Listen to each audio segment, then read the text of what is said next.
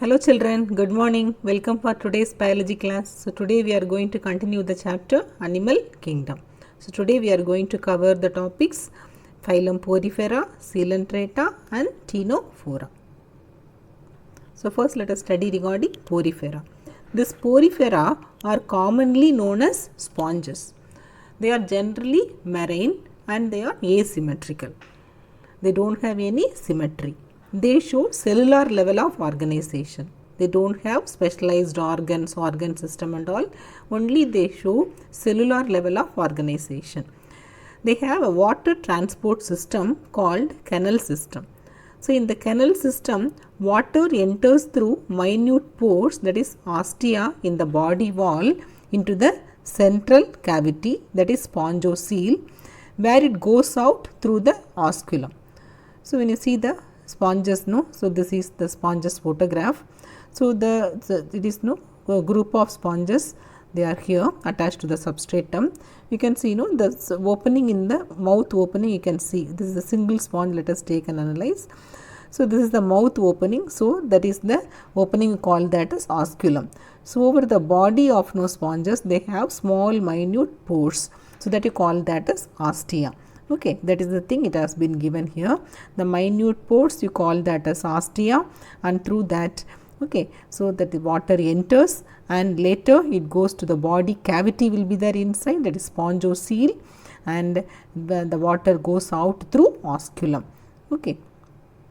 So it helps in nutrition, respiratory exchange and removal of waste. When the water goes through, all the thing occurs. Next one, the choanocyte. They have some special cells called collar cells or choanocytes. It lines the spongocoel. Okay, inside the canal, with the spongocoel, the choanocyte cells will be there. These choanocytes or collar cells, okay, it is helpful to maintain the movement of water. Then digestion, it is intracellular, means through the spongocoel, when the water moves, the sponges, they take the food by means of amoebocyte cells will be there. This just the engulf, and the digestion will be intracellular, that is within the cell the digestion occurs. The body is supported by skeleton. It is made up of spicules, okay, or spongin fibers. So here the sexes are separate, sexes are not separate, that you call that as hermaphrodite animal. Okay, so the Porifera, main main characteristic feature of Porifera, there is the presence of pores throughout the body, that is ostia, the main thing, and the presence of canal system. Okay, the next one, so the asexual reproduction. So the asexual reproduction is by fragmentation and the sexual reproduction is by the formation of gametes. So fragmentation means the sponge, it can break like Spirogyra, what we studied in plants, same way, and they can, each and every fragment it can develop into individual sponge. Fertilization is internal and the development is indirect. They show the larval stage, and the larval stage, they are morphologically different from the adult. So example, Cycon, Spongilla, Euspongia are coming under this category. Okay. Next one, let us study regarding Coelenterata. Coelenterata, it can be known as Cnidaria also, because the special type of cells, cnidoblasts, are present, the stinging cells. So that's why you call them as Cnidaria. Coelenterata, why? Because they have the central body cavity. This one is known as coelentron, so we call that as Coelenterata. They are mostly aquatic and marine animals, sessile or free swimming. They may be attached to substratum or they may move, free swimming. So symmetry, radially symmetrical organisms. So here I already told you the name Cnidaria is due to the presence of the special type of cells called cnidoblasts. They are stinging cells. Okay, so that's why you call that as Cnidaria. It can be known as nematocyst also. It is mostly present on the tentacles of this one. So that's the means of that they can kill the prey and they can eat. They show the tissue level of organization and diploblastic organisms. They have the central gastrovascular cavity and it open by means of hypostome outside the mouth like structure. Here there is only mouth is there, no anus. So whatever thing it comes inside and it goes out also through the same opening. that you call that as hypostome. The digestion is extracellular or intracellular. It can be within the cell or outside the cell also. Some cnidarians like corals and all, no, they consist of the skeleton made up of calcium carbonate. They exhibit two body forms, that is polyp and medusa. So this is medusal form, and this one, no, that is no polyp form. So in the polyp form, polyp is sessile, it is attached to substratum, and the medusa is free living, it is jellyfish, it can move from one place to another, it is free, it is not attached to one place. But here the sea anemone, hydra, they are always no attached to some place.